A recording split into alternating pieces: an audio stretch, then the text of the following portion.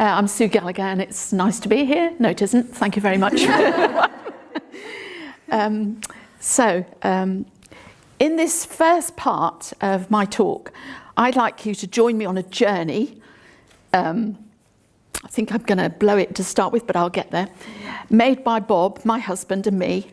And I hope you'll understand why I came to the conclusion that it has to be better than this. So our first slide, this is our wedding photo back in 1977. Bob was an electrician and I was a primary teacher. And in case you haven't guessed, he was 16 years older than me. And our second slide, this is my Bob, who did not clearly take things very seriously. He was a founder member of a Lake District mountain rescue team. He was an electrician, and when he was asked how many people worked in his government-run place of work, he would say about 3%. And then when it came to having his cognitive skills, or was it his memory capacity, checked out by a consultant, he was asked to name a bird beginning with P. None of your puffins and parrots.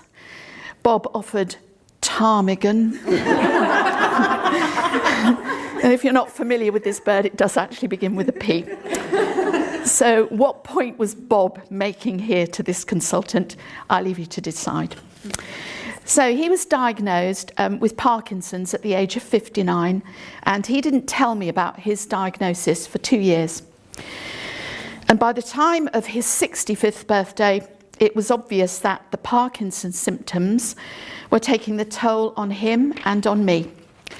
And from then on, it was a downward descent really for both of us. And I became his full-time carer until Bob ended up in long-term care 7 years later. So after Bob died, I constructed this map to illustrate what had been happening to us. There were pockets of great care and pockets of poor care. And I just wasn't up to scratch in understanding both Bob's conditions and all the services that we came into contact with. It never really felt joined up because we had to keep repeating our story. We lived in a rural part of Cumbria where transport is limited, and part of our journey involved being too far away from this or that agency to receive domiciliary care. And those of you who know Cumbria will be able to work out the time and the mileages in making these journeys to various settings from our home at Port Carlisle. And I had no idea that it would be like this, and it dominated our lives. And we came out of each episode still confused, despite the best effort of some of the people we saw. And at times it felt like everything just landing back on me. So at a training event where this care map was being used, I heard a professional who didn't realise that I was in earshot remark, "Well, of course, this didn't all happen on one day." And it stopped me in my tracks. Well, of course, it didn't all happen on one day. Whilst we were travelling this road, I couldn't have said whether it was one day or a week or a month, for that matter, on the back of another disturbed night and wondering whether the carer would turn up to help us in the morning because yesterday's carer didn't, and trying to remember on no sleep which appointments we had that day. To me, Bob's carer, it sure felt like it all happened on one day. And so at that moment, when I heard that professional, I think he had missed the point and he was not standing in my shoes or our shoes. So was this the journey that others in our situation were also taking? And could our experience as carers be used to help make it all a bit less confusing? So my thoughts today are for anyone thinking of engaging to improve services, both people like me and people who work in the professions. And therefore, anyone who thinks about why, after all that we'd been through, I would get involved and stay involved in the first place. And to any health and care professionals who are involved in service change. So I made the decision to stay involved in services in some way, if I could, and see if I could contribute what had happened to us and perhaps improve the experience for others. So when I first became involved, I had taken along this map of the journey my husband and I experienced to what amounted to an interview for a post. Hadn't done one of those for a long while. And I discovered that people were listening to me and recognising before I did that our experience might help influence improvements in services in a much broader way than I could have imagined. This map seemed to provide a very visual illustration of life for the patient and carer. So our experiences can't be undone, but they mustn't become an agenda. So what do I mean by that? Well, there are moments when it all comes back and you recall something briefly and you recount it to somebody to illustrate a point. And at that moment, you are unwittingly vulnerable and authentic. And the support that I have received in managing these memories has been remarkably kind and empathetic and therapeutic for me. Apologies. But this term, agenda, well, I decided I didn't want to keep reminding people I was working with about what had happened to us, because there was a bigger picture out there, and I wanted to move on too. So perhaps to some in the profession it might have sounded odd to hear what we'd been through. Why would I want to relive this? We all know that it's difficult to find a positive voice when you might be struggling in a sea of negatives. But my starting point was always, it has to be better than this. And that's what has kept me, as a former carer and service user, engaged. So the second part of my talk is about what it was actually like to sit around the table with clinicians and physios and occupational therapists and social workers, I know all the speak now, and discuss with them how a patient journey could be improved. And I wasn't expecting to do any of that. But being a member of the public in this sea of professionals carries weight and responsibility, and it isn't enough that you're there because of your experiences, because you have to earn the trust and respect of those colleagues, because you realise pretty quickly that they may be feeling questioned and challenged. So I'm involved in a number of different groups as an independent member of the public, with basically one question to pose. So how will this benefit the patient journey or pathway? But of course, this question has morphed into something else from time to time. How will the patient and the family know that? How can we inform the public better so they get a better idea of looking after themselves and keeping out of hospital? How will the public know that this service has changed? And these questions, of course, seek that professionals and clinicians can put themselves in Bob's and my shoes. So what personal attributes and skills and knowledge can I bring to these groups? So first to say, I'm not intimidated or daunted by the professionals, but stick with me.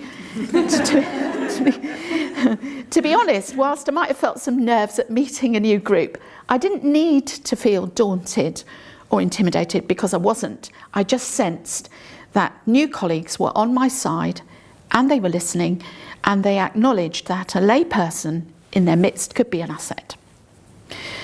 And I'm happy to own up to not having got something, because I trust that my colleagues will put me right. And I can reflect on my own personal flaws. For example, my enthusiasm. which I thought was serving me pretty well in my career as a primary teacher. But in fact, according to one head teacher, alarmed the more pedestrian members of staff. So does anybody know of a moderate enthusiasm pill out there that I can take? And I'm here to learn too, and then I'm here to go away, think about how that learning impacts on and challenges what I thought I knew and understood, and I am amazed at what I have learnt. And I have a PhD in acronyms and a PhD as a Doctor of Philosophy before anybody jumps in. So I have this job to do, and preparation is the key. And I realised at a meeting in another context that when you retire, you can lose workplace skills, or you might not keep abreast of what has changed since you left the workplace. All that digital stuff and action logs and, Jim, I know what that is, objectives, goals and initiatives, and then how you're going to measure whether you've achieved anything or not. And then there are meeting behaviours, so there's catching up to do. So I read the papers and I'm on time, and I've learnt the value of digital, and if it's paperless, I find a way to deal with it. And I have ditched my endless post-it notes for the digital sort, and I use my laptop for meetings because I want to contribute to the drive to be paperless. And I do my homework and I find out about the subjects of the meeting and who I can speak to maybe ahead of a meeting to save time. Because volunteer or not, I have to be aware of the professional's time. So the job itself is not just about a service, it's about a patient experience. And the third part of my talk is about the journey I've made. And over the last 7 years, I've had the most incredible and enlightening opportunities to get involved in service improvement, making the journeys clearer and smoother for patients. There's this term we use, co-production. I prefer the term working together. So I've had to listen to we've done all this before, and yet another initiative. It's just a tick box, schools of thought. And those thoughts are out there, and I have to carefully manage my beliefs and enthusiasm within that terrain. So for me, co-production or working together could be starting a completely new service. And for instance, I've just been involved and was there last night at a meeting about the community cancer nursing services that are going to start next June, which will place cancer specialist nurses in the community to help provide ongoing support that people need during and after their cancer treatment. Or looking at an existing pathway that isn't really working very well and seeing how it can be improved. And my convoluted journey around the eye department in the last couple of years, when I was due to have a cataract removed, would have been a good example of this. So I've taken part in several improvement workshops at the Carlisle and West Cumberland hospitals.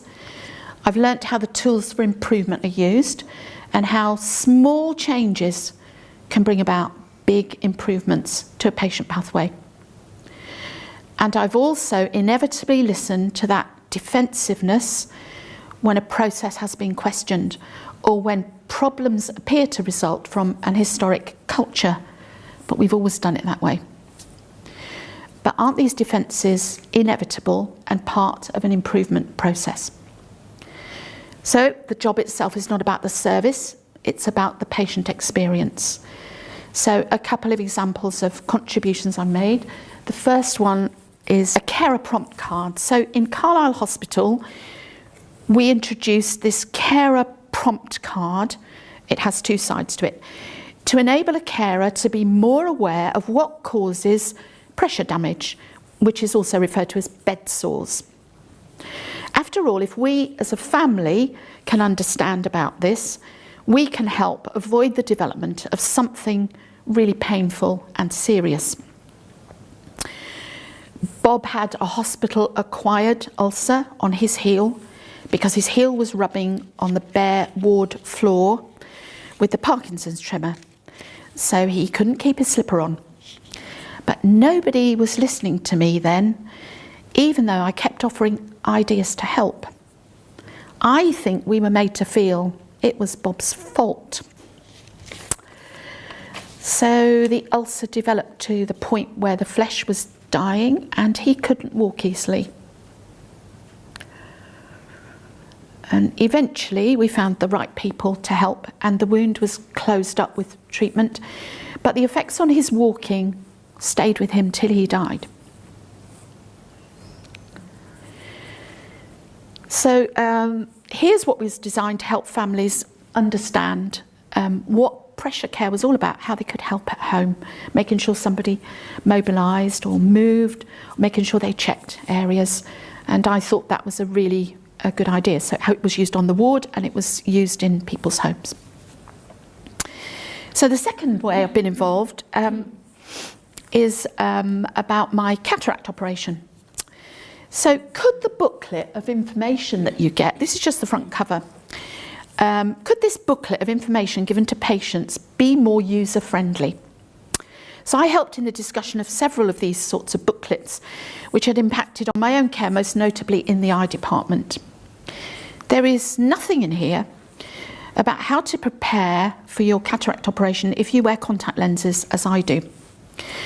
And this meant that when I went for my hospital assessment, I hadn't left the contact lens out long enough for my eyeball to, I don't know, revert to normal, say they could do the measurements.